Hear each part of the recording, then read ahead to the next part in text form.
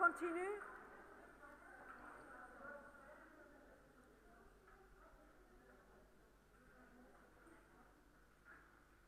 Donc on va voir maintenant les règles de prescription des neuroleptiques et tranquillisants.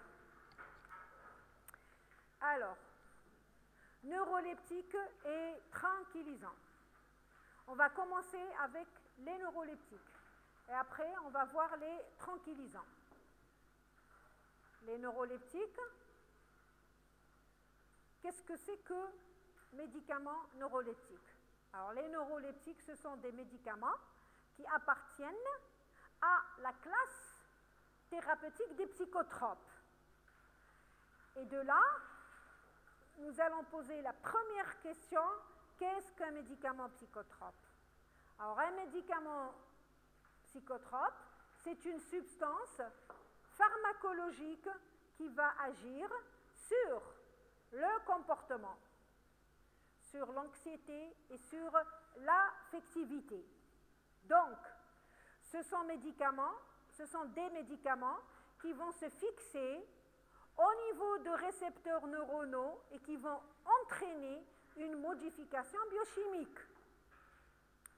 Tous les médicaments, en particulier les neuroleptiques, n'agissent pas sur les mêmes récepteurs, ce qui va expliquer la variabilité des réponses à ces médicaments.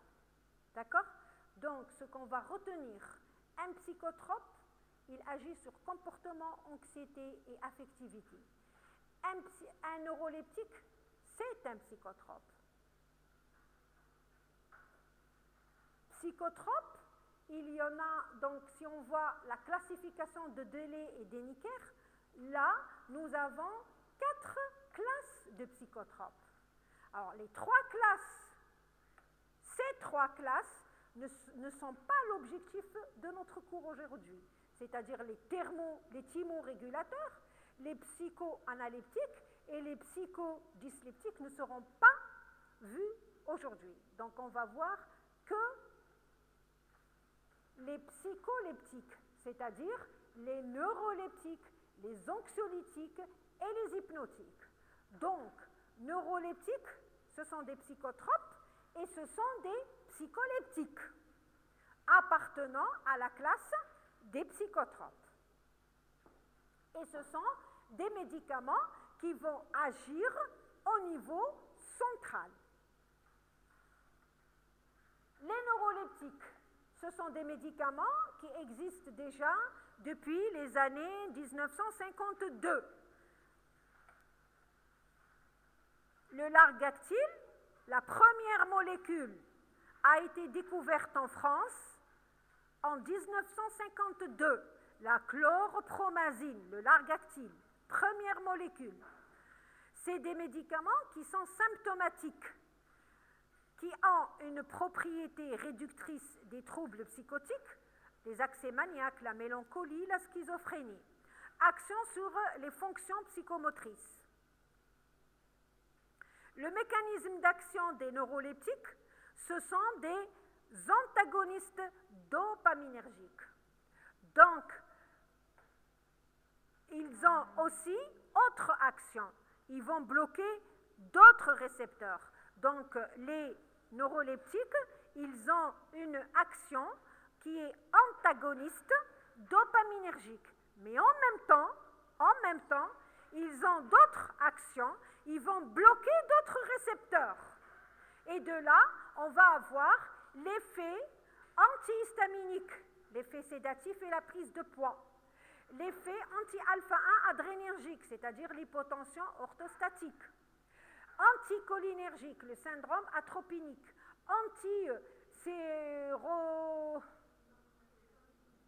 Prise de poids et stimulation d'appétit. Je ne vois pas. Voilà. Donc, ça veut dire quoi? Ça veut dire que ce sont des médicaments qui vont viser des récepteurs pour avoir l'effet, mais en même temps, ils vont agir sur d'autres récepteurs et on va avoir des effets secondaires. Voilà, si je récapitule, l'action sur les 4 voies dopaminergiques du cerveau, donc si par exemple l'effet recherché, il est au niveau de la voie mésolimbique, mais aussi on va avoir une action sur la voie nigrostriée, sur la voie mésocorticale, sur la voie tubéro-infundibulaire, et là on va avoir les effets indésirables. Ça veut dire que le neuroleptique, en même temps, il va agir sur les 4 voies dopaminergiques pour avoir l'effet des récepteurs, mais les effets secondaires sont en rapport avec l'action des 3 autres voies dopaminergiques. Il faut connaître la classification des neuroleptiques. Les neuroleptiques sont classés selon leur structure chimique d'abord. Et là, nous avons les neuroleptiques de première génération et les tout nouveaux, ce sont les neuroleptiques de deuxième génération. Alors, première génération, vous avez la chlorpromazine, on a dit, elle existe déjà depuis 1952, le largactyle. Vous avez aussi le nosinan, vous avez la siamémazine, le tertiane. Alors, si vous voyez, par exemple, si je vous donne comme ça des tableaux comme ça et des listes, vous allez retenir, je vous demanderai de retenir les médicaments qui sont surtout commercialisés en Algérie. Hein. Par exemple, le largactyle, le nosinan, nous le connaissons tous. Il est utilisé en Algérie. Vous avez l'aldol comme neuroleptique de deuxième génération. Vous avez le dogmatyle, le sulpiride. Le sulpiride, c'est un neuroleptique de première attention. Attention, le sulpiride, par exemple, c'est un médicament qui est en vente libre, hein, qui est prescrit et nous avons assisté à une automédication énorme avec le sulpiride, alors que c'est un neuroleptique.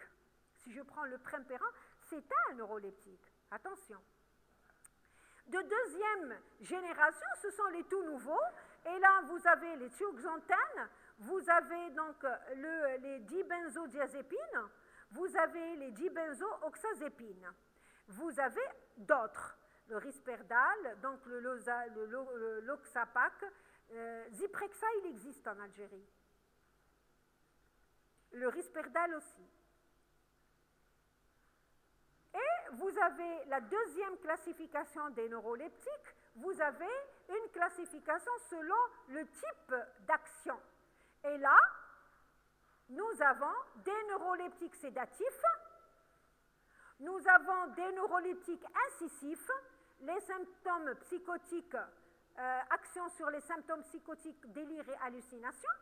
Vous avez les neuroleptiques atypiques, les plus récents et qui auraient moins d'effets secondaires, c'est les deuxièmes générations. Et vous avez les neuroleptiques à action prolongée. Donc, si on veut classer un neuroleptique, c'est selon, donc soit deuxième, première génération, soit selon le type d'action, les sédatifs, les incisifs, les atypiques et les neuroleptiques à action prolongée. L'indication des neuroleptiques est là. Nous avons les neuroleptiques sédatifs, hein, qui seront indiqués en cas d'épisode aigu. Un épisode aigu, on peut avoir un passage à l'acte, hein, et donc nous allons utiliser de neuroleptiques sédatifs. On doit sédater notre malade. Et c'est le cas de l'agitation aiguë, la bouffée délirante aiguë, les troubles de l'humeur avec pour composante délirante. Les neuroleptiques de la schizophrénie, qui sont utilisés dans la schizophrénie, dans les douleurs chroniques non schizophréniques, paranoïa, psychose hallucinatoire chronique, et dans l'accès maniaque et les troubles bipolaires en deuxième intention. Et là, vous avez les médicaments de choix. Troisième indication, nous avons les neuroleptiques anti-hallucinatoires. Schizophrénie en deuxième intention, donc c'est l'aldol.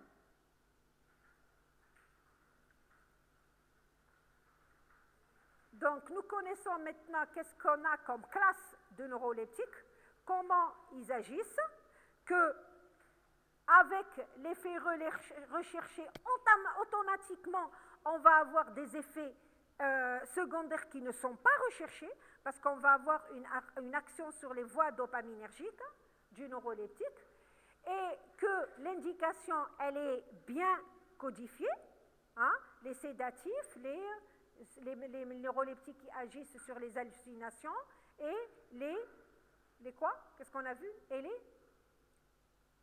l'indication.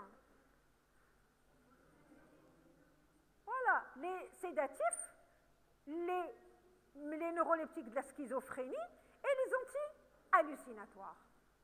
Alors, maintenant, on va voir les effets indésirables. Effets indésirables, ce sont les effets non recherchés. Automatiquement, nous allons les retrouver. Alors, on va avoir des effets neurologiques extra-pyramidaux. C'est le syndrome hyperkinétique, la dyskinésie, qui peut être aiguë, et on peut avoir un trismus, un trouble de la déglutition. Tardive, c'est l'hypertonie, les mouvements anormaux involontaires. C'est le cas de syndrome parkinsonien et l'épilepsie. Donc on va avoir un abaissement du seuil épileptogène avec les neuroleptiques.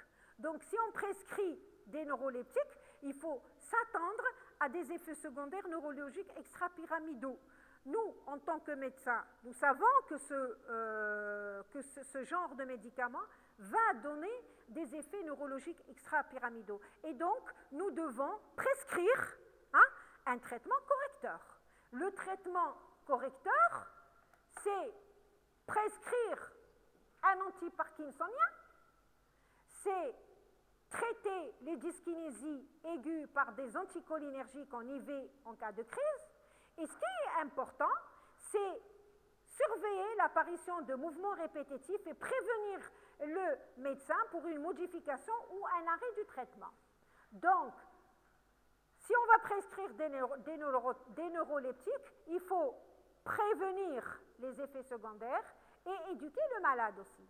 Et si on ne peut pas l'éduquer, à nous d'être à cheval en matière de surveillance. Donc on surveille, on traite et on donne un traitement correcteur.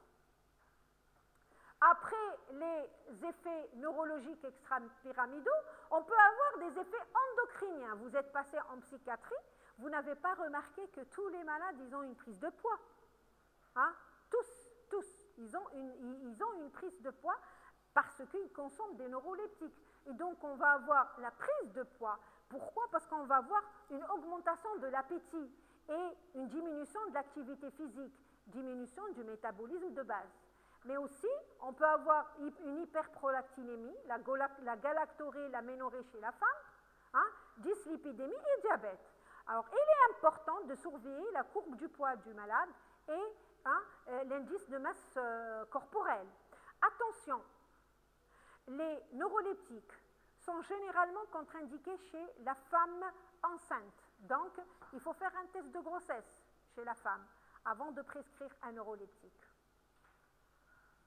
Donc, effets extrapyramidaux, effets endocriniens, maintenant, effets anticholinergiques, la sécheresse buccale, la xérostomie, la constipation, les troubles de la miction avec dysurie, troubles de l'accommodation et glaucome, donc la contre-indication des neuroleptiques en cas de glaucome, faites attention. Le syndrome confusionnel. Et comme traitement correcteur, c'est surtout pour la sécheresse buccale, on peut donner du sulfarmlem, on peut conseiller aux malades de boire beaucoup, avec une bonne hygiène dentaire, parce qu'ils risquent de faire des caries, ils risquent de faire des complications au niveau buccal. La sécheresse oculaire, c'est les larmes artificielles si besoin. Et la constipation, c'est les mesures diététiques et l'alimentation et le laxatif. L'effet cardiovasculaire, c'est l'hypotension et l'allongement du QT, de l'espace QT. Donc, il est important de donner un traitement correcteur en cas d'effet cardiovasculaire. Et on va donner le Gutran, par exemple, pour traiter l'hypotension. On va prendre le pouls, la tension, debout, assis, pour surveiller donc l'hypotension orthostatique tous les jours. Il faut faire attention. On va apprendre à la personne à passer de la position couchée en position debout en 2 temps. En 2 temps, en restant assis quelques minutes d'abord au bord du lit. Et on va préconiser de ne pas se pencher brutalement en avant. Avec les neuroleptiques, il y a le risque d'hypotension orthostatique. Donc là, on va éduquer le malade.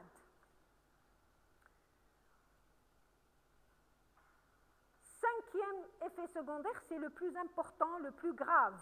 C'est le syndrome malin. Syndrome malin des neuroleptiques, c'est une urgence. Alors c'est une urgence et qui nécessite une hospitalisation en milieu donc, de soins intensifs. Alors urgence qui peut mettre en jeu le pronostic vital. C'est l'hyperthermie majeure. Donc si vous prescrivez des neuroleptiques et vous voyez après que votre malade, il a de la fièvre. Le malade fait une fièvre, il présente une rigidité musculaire, hein, un collapsus cardiovasculaire, ça veut dire que la tension qui commence à chuter avec la tachycardie, trouble de la conscience, on peut avoir même un coma et des convulsions. Et lorsqu'on fait le bilan paraclinique, nous retrouvons des CPK élevés, une cytolyse, une hyperleucocytose. Là, on va tirer la sonnette d'alarme et c'est une urgence. C'est une urgence, c'est le syndrome malin. Alors, le traitement correcteur, c'est arrêter les neuroleptiques immédiatement. Transférer le malade en réanimation. Un traitement symptomatique, réhydrater. Corriger les troubles hydroélectrolytiques. Et comme traitement spécifique, c'est un agoniste dopaminergique, c'est la bromocriptine. Agoniste cholinergique, le dendrolène. Donc, retenez que le syndrome malin, c'est une urgence médicale qui nécessite un transfert en réa et un arrêt immédiat des neuroleptiques. Et à chaque fois que vous avez la température, hein, la rigidité chez le malade, avec le collapsus, on va penser au syndrome malin. Contre-indication des neuroleptiques, hein, c'est l'adénome de prostate, le QT lent, l'hypokaliémie, risque d'allongement du QT, antécédent de syndrome malin de neuroleptique. Si un malade a fait un syndrome malin, c'est fini, hein, on ne va plus reprendre les neuroleptiques. Le glaucome par fermeture de l'angle, l'épilepsie, hein, la maladie de Parkinson, la myasthénie, l'insuffisance rénale, l'insuffisance hépatique et l'insuffisance cardiaque. Contre-indication aux neuroleptiques. Maintenant, on va voir les règles de prescription. Avant de prescrire un neuroleptique, nous devons faire un examen clinique préalable, neurologique. On va chercher donc des signes neurologiques mineurs. Et on va faire un bilan pré-thérapeutique. Une glycémie, une formule, on va voir la fonction rénale, on va voir l'ionogramme et chercher surtout l'hypokaliémie et la corriger. Un bilan hépatique, surtout la cytolyse, l'insuffisance hépatique, les triglycérides, cholestérol, le test de grossesse pour la femme et le CG pour voir le QT. Donc, avant de prescrire les neuroleptiques, nous devons faire ce bilan pré-thérapeutique. La surveillance clinique, on va surveiller l'efficacité, bien sûr, et la tolérance, la température. Il faut toujours prendre la température d'un malade qui est sous neuroleptique, parce que température égale syndrome malin. La pression artérielle, le collapsus, syndrome malin. Le transit intestinal, les mouvements anormaux, le poids et la BMI. La posologie des neuroleptiques, elle est variable. Elle est variable selon la symptomatologie et le stade de la maladie. Elle est individuelle, progressive. Donc on peut augmenter comme on peut diminuer. Si nous devons arrêter un neuroleptique, l'arrêt il est progressif. Attention, on n'arrête pas un neuroleptique brutalement. Sur plusieurs mois, on va l'arrêter. Et sur des critères cliniques, avec un suivi du traitement pendant plusieurs années. Il faut prévenir la rechute en informant le patient, parce qu'on peut le traiter avec des neuroleptiques, mais après, donc, on va penser à sévrer le malade, on va le sévrer, mais dans le risque qu'il peut rechuter. Les différentes formes de neuroleptiques, alors vous avez les formes orales et vous avez la forme injectable. La forme orale, en comprimé, en gélule, en gouttes buvables, en comprimé, dispersible, en 2 à 3 prises quotidiennes, voire une seule. Libération prolongée. La forme injectable, on peut avoir des formes à effet immédiat dans les situations d'urgence qu'on va utiliser et à effet prolongé pour l'effet retard. Donc ici, vous avez les règles de prescription en général des neuroleptiques. Tranquillisants et anxiolytiques. Alors, les tranquillisants et anxiolytiques, ce sont des substances qui agissent sur l'anxiété, l'irritabilité, l'agressivité. Ils possèdent une action myo-relaxante et ils induisent le sommeil parfois. Ils sont également utilisés dans les prémédications opératoires.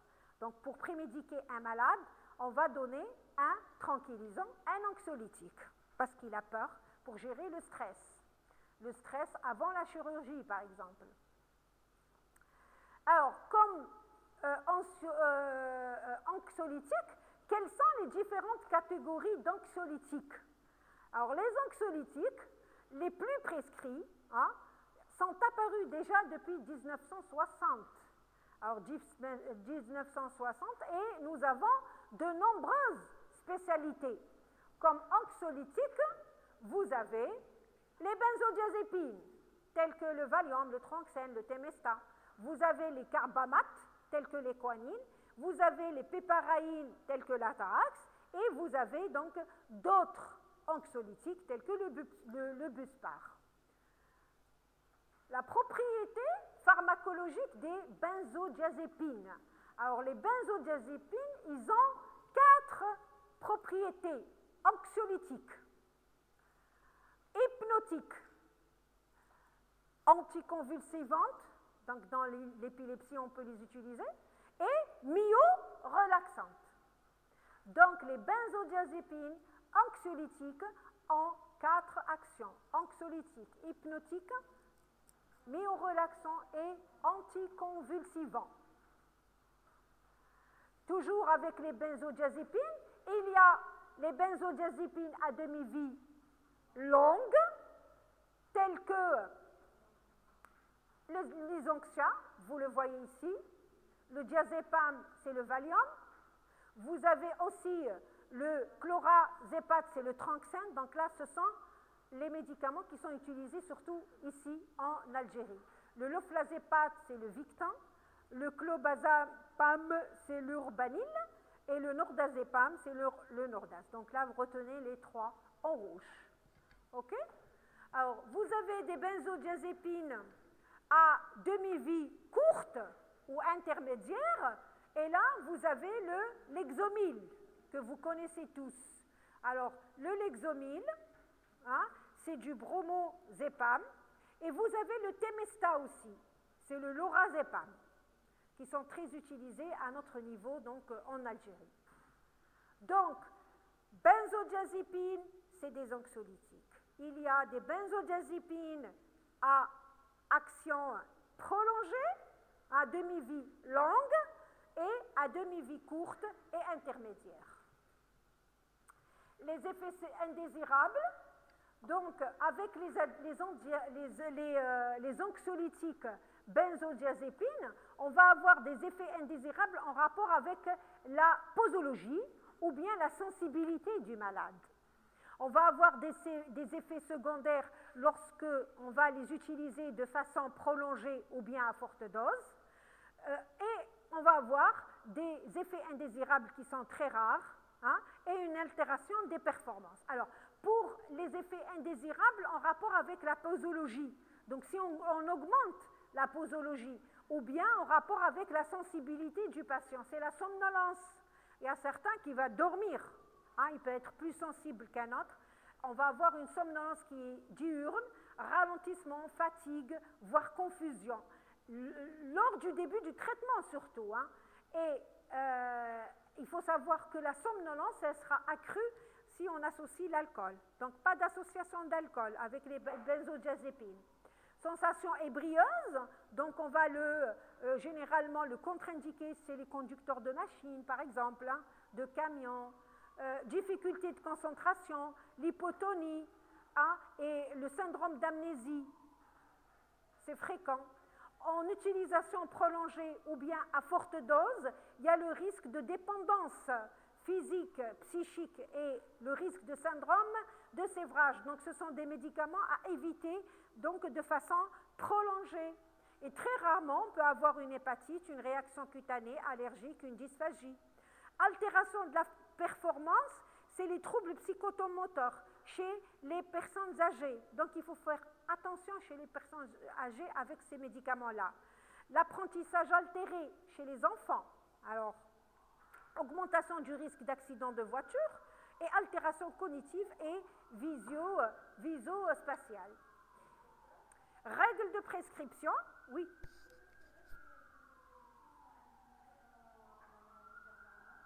Oui, bien sûr qu'ils sont incriminés dans la maladie de Balzer parce qu'il y a l'altération de la fonction, le malade, s'il est jeune ou bien s'il est âgé, il ne pourra pas réfléchir de la même façon qu'un sujet normal. Oui, ils sont incriminés dans la maladie d'Alzheimer. Alors, je continue. Règles de prescription des benzodiazépines.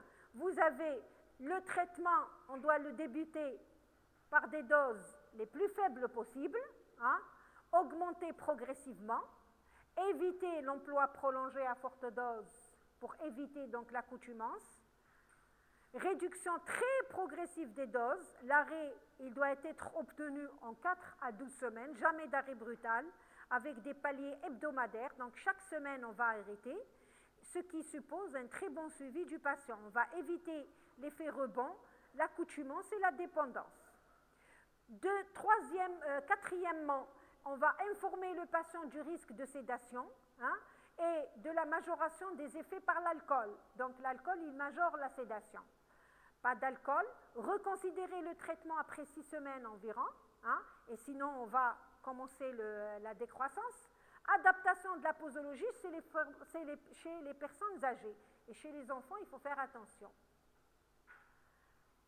Indication des benzodiazépines, c'est l'anxiété, hein, c'est l'anxiété associée, l'alcoolisme pour traiter les épisodes de sévrage aigu, le délirium tremens, troubles du sommeil comme hypnotique, anesthésiologique et prémédication d'exploration, donc en injectable, et les contre-indications absolues des benzodiazépines, vous avez la myasthénie, l'insuffisance respiratoire grave, l'apnée nocturne lors du sommeil.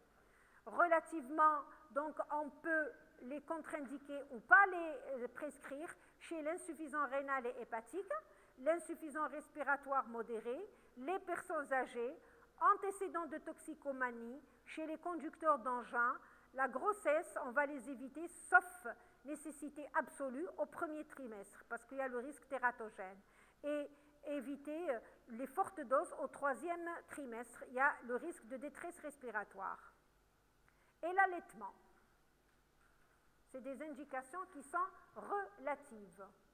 Le surdosage, avec les benzodiazépines, il va donner l'état ébrieux, la somnolence, le coma et la dépression respiratoire. Donc il faut faire attention.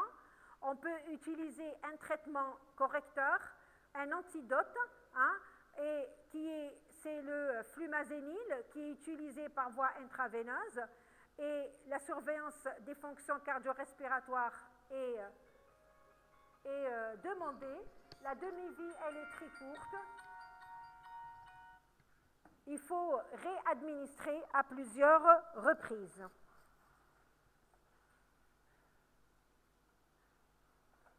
Donc, on a vu les benzodiazépines. Donc, deuxième classe des anxiolytiques, c'est les carbamates. Alors, les carbamates ont une propriété pharmacologique même que les benzodiazépines. Ils sont anxiolytiques, ils sont hypnotiques et ils sont myorelaxants. Et là, nous avons l'équanil. Alors, donc là, nous avons l'équanil, nous avons le péprobamate et l'équanil injectable comme présentation médicamenteuse.